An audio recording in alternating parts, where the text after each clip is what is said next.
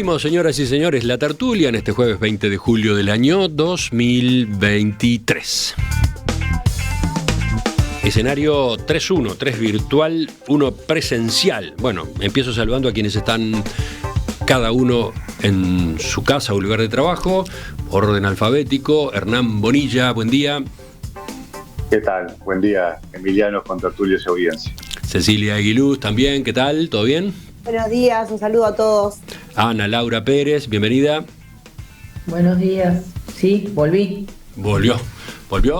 Tenemos entonces 3 afuera y Esteban Valenti acá aguantando el temporal. Buen día. Muy buenos días. Muy buenos días. Les voy a ocupar todo el tiempo posible. Sí, ojo con eso. Bueno, vamos al primer tema de los 2 grandes que tenemos para la agenda de esta mañana. Cabildo Abierto presentó el lunes el texto de la reforma constitucional que promueve para instalar un proceso de reestructura de las deudas de personas físicas. El texto, que se titula Contra la usura y por una deuda justa, modifica el artículo 52 de la Constitución. La nueva redacción diría: prohíbese la usura. Es de orden público la ley que señala el límite máximo al interés de las obligaciones, la cual deberá ser aprobada con el voto de los 2/3 del total de componentes de cada una de las cámaras. La ley determinará el interés máximo permitido por todo concepto, incluido tasas de interés compensatorio y moratorio, comisiones, reajustes y cualquier otro gasto adicional. Cabildo plantea que esa limitación a la tasa de interés se aplica a todo tipo de obligaciones, incluidas las correspondientes al pago de facilidades o infracciones exigibles por el Estado, entes autónomos, servicios descentralizados, gobiernos departamentales, personas públicas de derecho privado y organismos paraestatales. El segundo artículo de la propuesta de reforma agrega disposiciones transitorias a la Constitución para topear con números concretos las tasas de intereses de los préstamos mientras eventualmente se legisla en esta materia. Y entonces dice: con la entrada de vigencia de la presente reforma constitucional y mientras no entre en vigencia una nueva ley de acuerdo a lo previsto en el artículo 52, fíjese el interés máximo por todo concepto en una tasa efectiva anual del 30% sobre los montos convertidos a unidades indexadas. La segunda disposición transitoria dice: todas las deudas contraídas antes del 18 de julio de 2023, ya sea en moneda nacional, en moneda extranjera o en unidades reajustables, podrán ser canceladas por el deudor mediante el pago del monto inicialmente convenido, convertido a UI al valor de la fecha de otorgamiento del contrato originario en las siguientes condiciones. Al monto resultante se le aplicará una tasa efectiva anual de 4% por concepto de intereses, multas, moras, recargos y cualquier otro tipo de gastos. A dicho monto se le descontarán pagos efectuados por el deudor por todo concepto convertidos a unidades indexadas. Tiene algunas frases más la reforma, pero digamos que esto es lo sustancial. Vamos ahora para el análisis con quién. Bueno, Cecilia estuvo involucrada en la redacción, estabas trabajando en esto el jueves pasado, ¿no? Tú decías. Estoy involucrada en casi todo el proceso porque soy parte de los militantes que vamos a salir a hacer la recolección de firmas, así que bueno, no hice la redacción, sí la hizo en un equipo que está especialmente asignado para eso, pero bueno, la comparto porque creo que pudieron en 3 artículos juntar todo lo que se pretendía. No es fácil porque en realidad el proyecto de ley de reestructura, que es el que está en el Parlamento, es un proyecto de ley mucho más amplio, y acá lo que se hizo fue ir al problema de génesis, que es la usura, que en definitiva, si bien la Constitución la prohíbe, en la práctica, como se regula a través del mecanismo del Banco Central, con un cambio de criterio que, bueno, en el año 2007 se permiten los intereses que hoy la gente termina pagando, ¿no? 100%, 110, 120, 130, se ha llegado a 140%, y se permite realmente un abanico muy grande para lo que es el sistema financiero y una incertidumbre muy grande para lo que es el deudor, que a veces junta la plata para hacer un pago de una deuda de X dinero, y cuando va la deuda tiene otro monto. Es lo que pasa habitualmente. Todos los que además trabajamos en lo privado tenemos consultas de eso muy seguido, ¿no? Porque realmente hay una incertidumbre por parte del deudor. Por lo tanto, creo que el proyecto a plebiscitar abarca las dos cosas. Por un lado, controlar que se cumpla la Constitución, porque la Constitución dice prohíbese la usura, pero en la práctica no hay un límite, por lo tanto se genera en la práctica. Sí, a ver, si entiendo bien, el cambio es el siguiente. El artículo 52 vigente dice prohíbese la usura, es de orden público la ley que señale el límite máximo al interés de los préstamos, hasta ahí no cambia la cosa. Luego dice, esta determinará, la ley determinará la pena a aplicarse a los contraventores. Lo que el proyecto de Cabildo Abierto añade es que la ley en esta materia deberá ser aprobada con el voto de los 2/3 del total de componentes de cada una de las cámaras, determinando interés máximo permitido por todo concepto. Claro. ¿No? Lo que pretende el proyecto es que exista una ley con una mayoría especial, o sea, no es cualquier ley, ¿no? Pero que permita que a través de esa ley se regulen los intereses. Uh-huh. No como pasa hoy, que se regulan a través del Banco Central, donde en la ley del año 2007 se quita de la ecuación a lo que son los intereses del Banco República, entonces se permite esta cuestión de que terminamos con intereses de más del 100%. Bien. O sea, cambia el límite se pondría por ley. Sí. Eso es, en definitiva, lo que dice. Y para meter presión, para que haya una ley en esa materia, aparecen las disposiciones transitorias, según entiendo, ¿no? En particular, la que establece que, mientras no haya ley, se fija el interés máximo por todo concepto en una tasa efectiva anual de 30% sobre los montos convertidos a unidades indexadas, ¿no? Sí, eso en realidad, más allá de que para que no haya ley, porque en realidad todo esto se podía haber evitado si se hubiese hecho una ley en estos 3 años, ¿no? O sea que no es tanto por eso, yo creo que es por un tema de certeza jurídica. Y es la otra parte del tema, que es la reestructura de los deudores. O sea, intentar decir, bueno, para adelante este sería el monto que se puede hasta que no haya ley, pero además se puede, o sea, los deudores ahora tienen tal herramienta para solucionar sus deudas. Sí, eso es lo que viene en la otra disposición transitoria, ¿no? En definitiva, recoge lo que en el proyecto de ley era llamado deuda justa, pero con un retoque, ¿no? Porque el proyecto de ley decía al monto resultante se le aplicará una tasa efectiva anual de 2%. Acá en este texto se le pone 4%, ¿no? Se aumentó la tasa, ¿no? Por concepto de interés una tasa mayor. Eso fue parte de un análisis que se hizo a nivel interno, y se puso eso como más razonable que el 2% anterior. Bueno, vamos a escuchar a los otros integrantes de la mesa después de hechas estas explicaciones. Hernán, primero tú, a ver. Bueno, la semana pasada hablábamos algo de este proyecto y decíamos que íbamos a volver a abordarlo cuando tuviéramos el texto a la vista. Ahora tenemos el texto a la vista.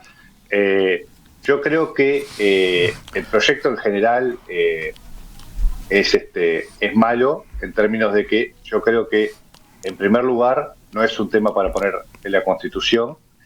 Me dirá Cecilia y la gente de Cabildo Abierto que fue la única forma que encontraron de avanzar con el tema. Lo entiendo en términos políticos. De todas formas, yo creo que no es bueno seguir agregándole chirimbolos como árbol de Navidad a la Constitución. Creo que la Constitución debería ser un cuerpo de legislación mucho más robusta, estable, permanente, que no le fuéramos agregando temas de preocupación particular con disposiciones tan específicas como las que introduce el proyecto. Después creo que hay un tema de un préstamo, lo hablamos la semana pasada también, el problema que intenta solucionar es un problema real y hay mucha gente que lo sufre.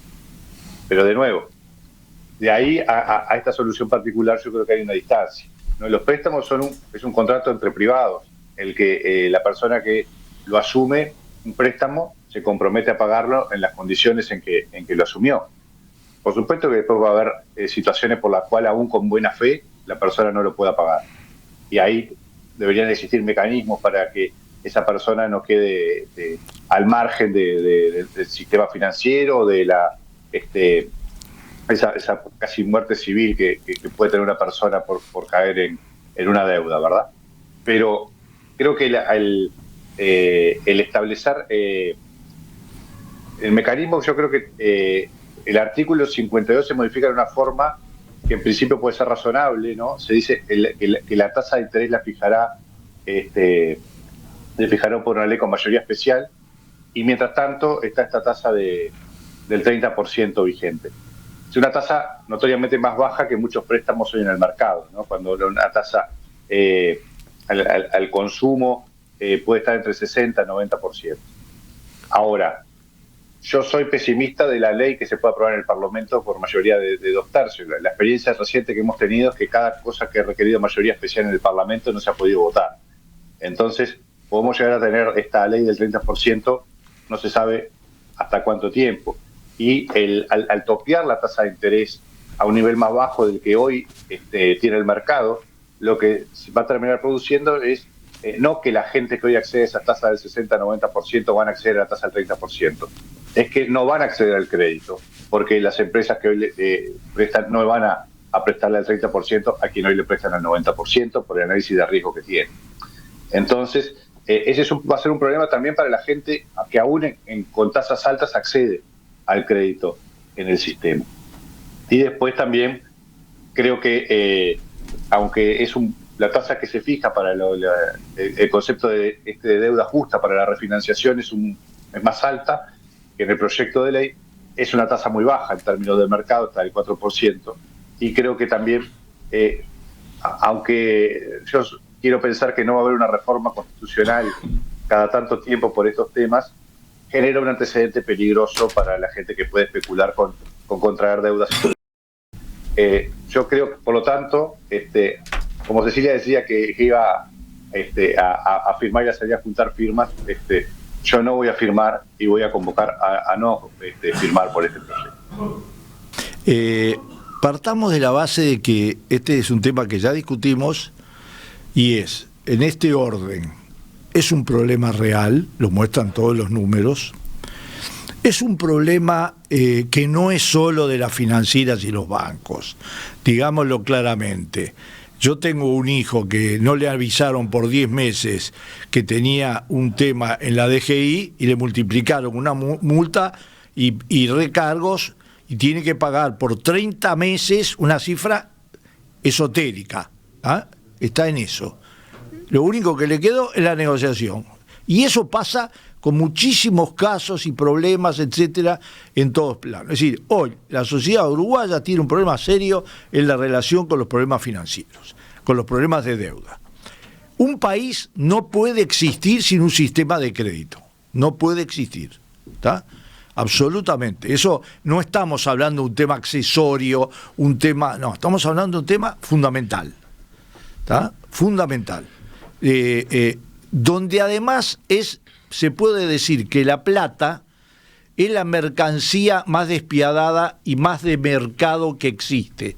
Por lo tanto, estamos trabajando no sobre temas de voluntad o de servicios públicos, estamos hablando del valor de la plata. ¿Ah? Y el valor de la plata legal, el valor de la plata estatal, el valor de la plata ilegal, el valor de la plata. Lo que ha hecho Cabildo Abierto desde el punto de vista del proyecto ha sido inteligente. ¿En qué sentido? Yo estaba esperando el texto. Es un texto inteligente. Lo quiero reconocer porque no se gana nada en un debate político disminuyendo algo que tiene contenidos técnicos políticos. Es un texto inteligente. Tercero, no resuelve problemas. Primero por plazos, porque en estos años y medio hasta que se llegue a algo con la reforma, etcétera, el sistema va a cambiar o se va a adaptar como para que haya otros caminos, y los habría. Uno de ellos puede ser un absoluto enlentecimiento del crédito de acuerdo a cómo marchen las firmas, y eso puede ser para mucha gente un aspecto realmente gravísimo, digo, desde el punto de vista de su vida. Pero también una cosa que no tenemos en cuenta, también que acá, digo, no está, las empresas, ¿no? Es decir, si uno mira lo que le cobran el Banco República por intereses a las empresas, que no está contemplado, y las empresas son socias del Estado, viven y por vivir pagan, y sin embargo ese tema está prácticamente subsumido. Entonces, está bien hecho, está bien pensado, no es un bolazo. No estoy de acuerdo que esos temas estén en la Constitución, porque además abrimos la puerta a cosas que después se transforman en grilletes inmanejables en la Constitución. Y quinto, quiero decir lo siguiente, es una gran operación política, electoral. Es decir, Cabildo Abierto, que integra la coalición y se tendría que asumir todas las cosas que la coalición votó, dejó pasar, etcétera, etcétera, que por ese motivo está muy bajo en las encuestas de opinión, mucho más bajo de los votos que obtuvo hace 3 años y medio, mucho más bajo. No hay ninguna, hoy hay 2 encuestas diferentes, ¿no? La de la usina, etcétera, que demuestra que efectivamente, yo digo de las empresas que más o menos yo atiendo, no atiendo a todas, está bajo, y este mecanismo es una gran operación para situarse políticamente, porque sus contradicciones con el gobierno tampoco le sirvieron, y entonces busca un mecanismo que tiene 2 componentes. Una, un tema muy sensible; 2, la necesidad de hablar con la gente. Sí, además sale la recolección de firmas muy sobre las elecciones, ¿no? Justamente se va a desarrollar ahora en los próximos meses, y bueno, y si tiene éxito, la consulta popular se desarrollaría el mismo día de las elecciones nacionales, ¿no? Todos esos elementos cuentan. Vamos a la última intervención que estaba faltando, la de Ana Laura. Bueno, a ver, ¿cómo me ordeno? Digamos, yo tampoco, y lo hemos hablado otras veces, esta costumbre tan latinoamericana de toquetear de creer que cambiamos el mundo toqueteando la Constitución, ¿no? O sea, si uno piensa en el mundo anglosajón, es como que viven en el otro extremo, ¿no? A nadie se le ocurre estar toqueteando la Constitución por cuestiones de todos los días. Yo tampoco me parece que sea el camino más inteligente, también lo entiendo, o sea, dadas las circunstancias desde el punto de vista estratégico, tiene un sentido, no es que sea un capricho.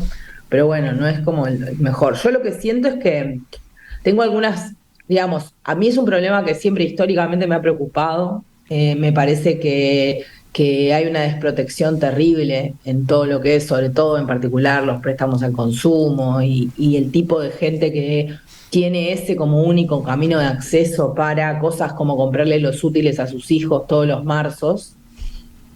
Y me parece que es una cosa que el sistema político, y lo hemos hablado acá varias veces, debería haberle hincado el diente hace mucho tiempo, y ha jugado un juego como de fingir demencia, como si no fuera un tema importante, y me parece que es importante. Sí creo que es un tema muy complejo y que tal vez esta sea una solución un poco simple para un tema que es muy complejo. Tal vez haya que sentarse a pensar una solución un poco más compleja para un problema complejo. Tal vez no es el momento, ¿no? O sea, como que siento que los tiempos de un buen proyecto y los tiempos políticos en este caso están desfasados. Entonces hay un problema ahí. Es verdad, como dice Cecilia, que esto también responde a un planteo que se hizo hace 3 años y que no cuajó, que no se priorizó. O sea, eso también es verdad, y no se ha priorizado en los últimos 15, 20 tampoco.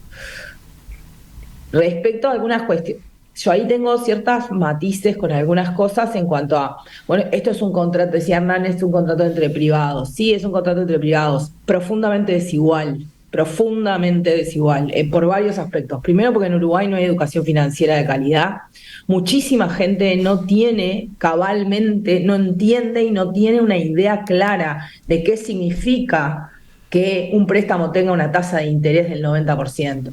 No lo entiende en su planificación futura de pago de sus préstamos. Parte de este proyecto, si se hiciera en profundidad, debería incluir discusiones y planteos que tengan que ver con educación financiera, con explicar mejor estas cosas, con hacer acompañamiento de estos procesos, porque yo creo que ahí hay una desigualdad de fondo muy grande. La otra desigualdad es la desesperación, ¿no? O sea, a veces uno no oye cuando está desesperado.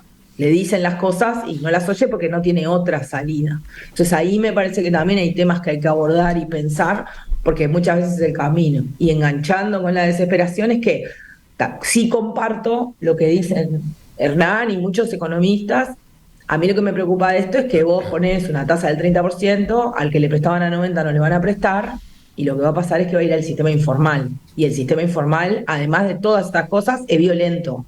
y peligroso y jorobado. Entonces, de repente, buscando una solución que quiera proteger a un grupo, terminamos orillando al grupo hacia un lugar de peor desprotección que el que tienen ahora, ¿no? De peores marcos regulatorios, de peores situaciones. Uno conoce, muchos de nosotros conocemos casos de gente que ha tenido que ir al circuito, digamos, informal de préstamos y realmente, nada, entonces, me hace acordar a cuestiones que tienen que ver como, por ejemplo, con la interrupción voluntaria del embarazo, o cuestiones que tienen que ver, por ejemplo, con otras cosas en las cuales uno termina orillando, creyendo que porque prohíbe algo, ese algo va a detenerse. En realidad eso no se va a detener, y lo que va a ocurrir es que lo que vamos a hacer es empujar a toda esa gente hacia un lugar donde va a estar más desprotegida que lo que está ahora.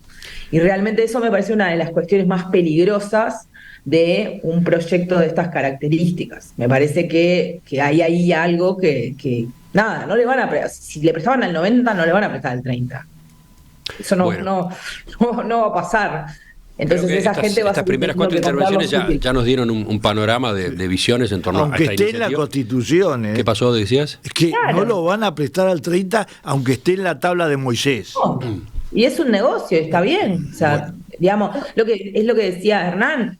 Vos tenés un cálculo de riesgo, y si esta persona, y ciertos gastos asociados y costos asociados a los préstamos de estas características. Entonces, nada, yo entiendo que si lo hacen, digamos que sí hay una cierta intención, tal vez un cierto margen excesivo, pero no creo que el margen excesivo sea el 60% de diferencia que hay entre el 90 y el 30. Calculo que varios de esos tienen que ver con cosas que no se pueden cambiar. ¿Ibas a decir algo tú, Cecilia?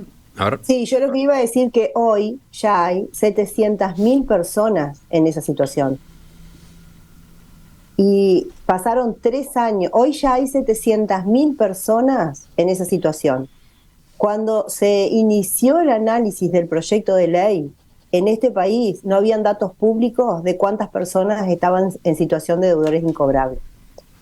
Al año casi de que se inició el proyecto, o sea, en el año 2021, se dio a conocer el número, 2021, casi 2022, de 633.000 personas consideradas deudores incobrables. O sea, que ya estaban fuera del sistema. Ya son ese caso que plantea Ana Laura, que es un caso preocupante. Pero ahora son 690.000. O sea, que 60.000 personas más cayeron en el correr de 1 año y medio en la situación de deudores incobrables. No tenemos los números de aumento en el clearing, pero hace 2 años era 1 millón de uruguayos que ya estaban en el clearing, que por lo tanto lo que le cobran de intereses es mucho más alto, o directamente no pueden sacar préstamos, sino en algunas prestamistas nada más que dicen te prestamos aunque estés en el clearing, y ese es el aviso que hacen. Por lo tanto, el problema ya existe. Y se pasaron 3 años la pelota en el Senado sin dar una solución. ¿Cuál es la solución? Llevarlo a la Constitución, y no estamos planteando nosotros que sea la solución. Lo que estamos planteando es que es la única alternativa. Veamos. La siguiente alternativa es que las financieras también, en vez de presionar y amenazar con que van a cortar los créditos a la gente, presionen al sistema político para que salga un proyecto de ley mejor, que es lo que se precisa y que va a ser mucho mejor para todas las partes, para los deudores y para las financieras. Hay varios mensajes de oyentes, elijo acá un par. Rodrigo, por ejemplo, señala, esto es un golazo de Cabildo. Yo no los votaría ni loco, pero hay que reconocer que tuvieron la inteligencia, o por qué no, la sensibilidad de tocar un tema que sí hace a la sociedad. Apoyado. Ese es un mensaje que se repite, un concepto que se repite en varios de los mensajes. Y después está este otro mensaje que habla de advertencias, ¿no? Albérico cita incluso a Lust, al diputado Lust, que integraba Cabildo Abierto, y que menciona consecuencias devastadoras de la modificación del artículo 52. De paso, anota, la aprobación de la ley que requiere el artículo 52 es prácticamente imposible, ¿no? La modificación especifica que para votar una ley de usura son necesarios 2/3 de ambas cámaras. ¿Cuándo se van a conseguir los 2/3 de las 2 cámaras? Entonces, ¿qué? No habrá cambio en la ley de usura. Por último, dice, hay efectos no previstos insospechados que crean incluso un caos jurídico, de acuerdo a algunas de las lecturas que se han hecho en estos días del texto de la reforma. ¿Quién sigue? Hernán. Sí, creo que es, hago 2 por 1, algún comentario que vale para el segundo tema, ¿no? Esto, cuando se aprueba una ley, las consecuencias que tiene no son solo las directamente buscadas por el proyecto, sino que tienen otras consecuencias que muchas veces no previstas y que tienen efectos negativos, ¿no? Acá, al estar cambiando contratos que se hicieron con anterioridad, abre un mundo para los abogados de litigios y de cosas muy grande, ¿no? Creo que es un efecto que puede llegar a tener este proyecto. Y en mi análisis anterior me faltó un punto que agregó Ana Laura, que yo creo que es importante, ¿no? No es la única alternativa que al fijar una tasa baja hay gente que no va a poder acceder al crédito. Va a poder probablemente acceder al crédito en peores condiciones, con prestamistas en el sector informal, donde probablemente no solo hay peor regulación, no hay regulación, las tasas son todavía más altas que estas, y como decía Ana Laura, hasta puede tener consecuencias peores para las personas que no logren pagar esos préstamos, ¿no? Y otro punto que sí creo que es importante. Yo pregunto en ese argumento, entonces, ¿cuál es la solución? ¿No hacer nada? ¿Qué fue lo que pasó estos 3 años? Yo creo que se puede buscar un acuerdo, que no necesariamente porque no se llegue al acuerdo ahora, no quiere decir que esta sea una buena solución. Creo que eso era lo que decía el proyecto de reestructura. Eso mismo es lo que decía el proyecto de reestructura de deuda, que hace 3 años que duerme en el Senado. Como tantos temas en que las cosas son lentas en nuestro país. Eso no quiere decir que esta sea una buena solución. Y después, otro punto que sí creo que es importante, y también comparto con Ana Laura, es que tenemos un gran debe con la educación financiera, ¿no? Nuestro sistema educativo formal, tan arielista y artístico, no tiene en cuenta los aspectos materiales de la vida. Y así como la gente puede salir del liceo o a veces facultad sin saber firmar un cheque, los cheques incluso ahora van quedando de modé, pero esta cosa de entender... Acá creo que Esteban iba a agregar algo sobre esto último. Yo uso cheques. ¿Qué? Yo uso cheques. Ah, bueno. Yo soy viejo. No, todavía se usan, pero van quedando cada vez se usan menos. Pero como un ejemplo de esas cosas que no se aprenden en la educación formal en nuestro país, y está claro, tampoco se aprende a cosas como calcular qué me implica a mí asumir un crédito con determinada tasa de interés, y si lo voy a poder pagar o no lo voy a poder pagar. A veces nos quedamos con lo que dice la publicidad del crédito que vemos en la tele, y no se tienen en cuenta realmente cuál es la carga que uno asume al asumir un crédito. Hay un debe enorme, creo que del sistema educativo formal, y creo que también del sistema financiero, del Banco Central. Creo que hay mucho que hacer en ese tema, porque hay muy poco y nada. Sabes que hay oyentes que marcan otra cosa. Me pareció interesante este enfoque de quien es Vicente, que habla de otro aspecto que tiene que ver con esta situación y que complementa lo que se venía diciendo recién. Nadie, o casi nadie de nosotros, lee la letra chica de los contratos. Y acá habla de todo tipo de contratos, ¿no? Contratos de tarjeta de crédito, los contratos de un crédito, el contrato de Antel, el de un teléfono celular, casi todos los contratos. En parte porque no tenemos más remedio, pero además no sé leer el contrato. Por último, es verdad que si no puedo tomar el contrato de Antel, me voy a colgar de alguna forma. Bueno, esta es otra historia, ¿no? Esta es otra historia. Y hoy en el mundo digital en el que vivimos, estamos todo el tiempo aceptando condiciones de largos contratos que no leemos, directamente no leemos ni el artículo 1 de los contratos, ¿no?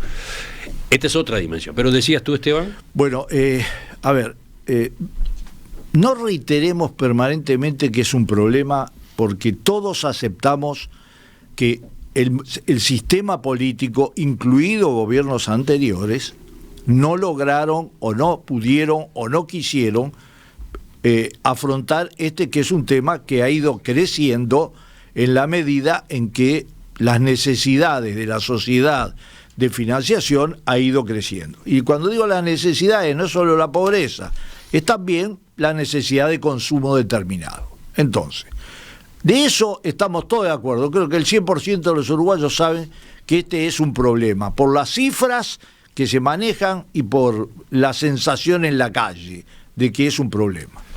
Que hay que tratar de resolverlo antes que explote, porque llegado un momento, bueno, le van a encontrar la vuelta, pero antes que explote hay que buscar soluciones. Que esta no es una solución desde el punto de vista real, no lo es. Aunque esté bien redactada, está bien pensada, es una gran operación política, que yo como, digamos, convocado los jueves a analizar políticamente, yo lo primero que analizo es que es una operación política de Cabildo. Lo dijo un oyente y lo respaldo totalmente. Es para juntar votos, para discutir con la gente sobre un tema muy concreto y que creo que efectivamente está planteado en ese sentido, pero con una característica además. Ojo, porque esto está bien, pero depende del impacto que tenga también, ¿eh? Porque si el impacto que tiene para la coalición de la que forma parte Cabildo es una retracción muy importante del crédito, o el pasaje de una parte del crédito al crédito informal, con lo cual digamos, se bastardiza todo el tema del costo del dinero, hay que saber qué es lo que pasa en la Argentina con el dólar. Es lo que pasa en la Argentina con el dólar. El dólar blue es la bastardización total del precio del dólar, porque el sistema regulatorio no funciona. Bueno, pero esos efectos, en caso de que se aprobara esta reforma constitucional, recién se sentirían en el próximo periodo de gobierno. No. Disculpame. A ver. Vos empezás a ver que se juntan las firmas ahora entiendo, y vas a empezar a ver que empieza a cambiar la disposición de la financiera, que empieza a cambiar... que haya efectos adelantados, que haya consecuencias adelantadas. Ya hay 10 estudios contables analizando cuáles son las alternativas para firmar nuevos créditos, en qué condiciones. Por último, Ana Laura, quedan un minuto y medio, no más que eso.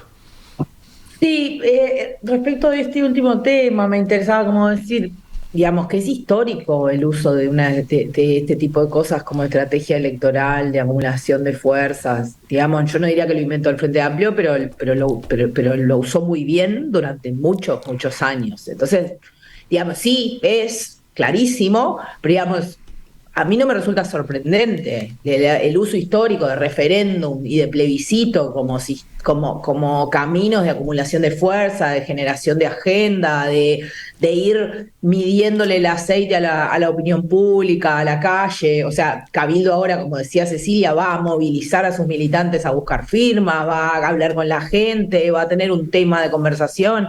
Todo eso históricamente en el Uruguay. De hecho, sin ir más lejos, recuerdo aquellas declaraciones de Rafael Michelini diciendo vamos a hacer esto porque la alternativa es la violencia en la calle, ¿no? O sea, toda la vida hicimos esto, más allá del tema.